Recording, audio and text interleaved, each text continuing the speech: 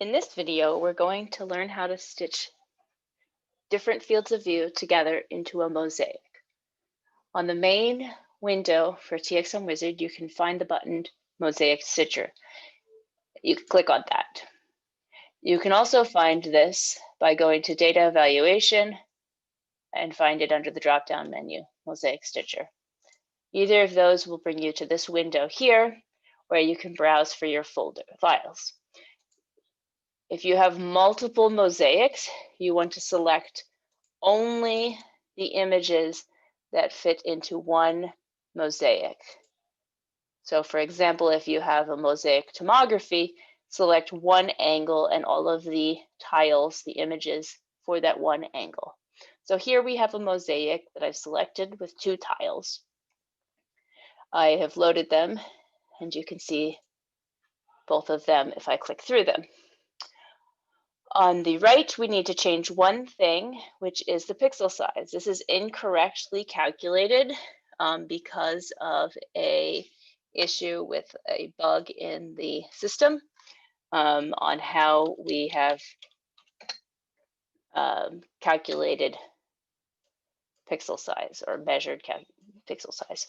So if you are a binning 2 image, this pixel size will be twice what it should be. So this should be 37.6.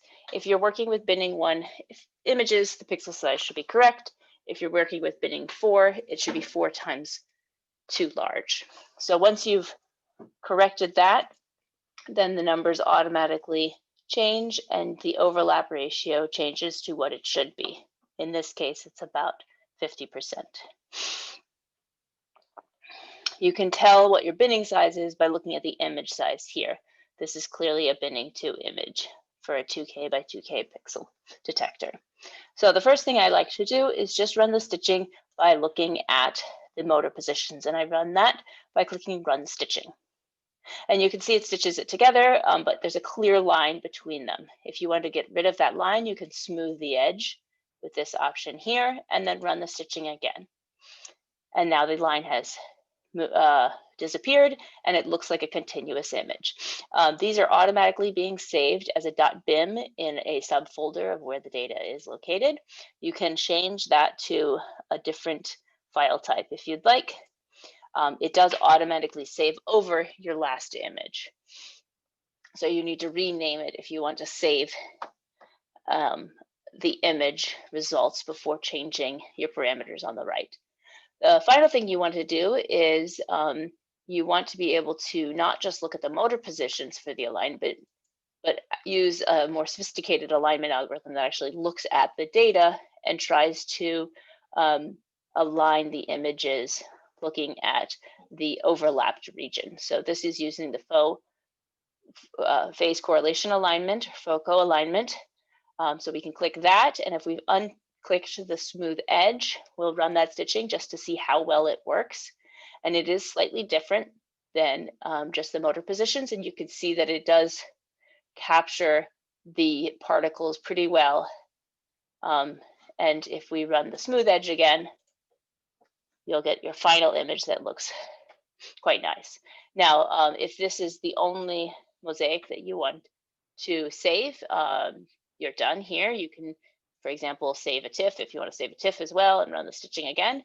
If you have a series of mosaics that you want to do, for example, on a mosaic tomography, you want to make sure that all the mosaics are saved as the final same size file size. So to do that, you want to click here, which preserves the file size to be the same for all of the stitches. It will crop them or add padded zeros to make sure that they're all the same size. And then you can run a batch stitching and select all of the files you have for every angle. I don't have any more than these two, so I can just select those two. But if you had more, you would select all of the files that you have, and it would go through and stitch them all together in a batch format and save them to that subfolder. And now you're done.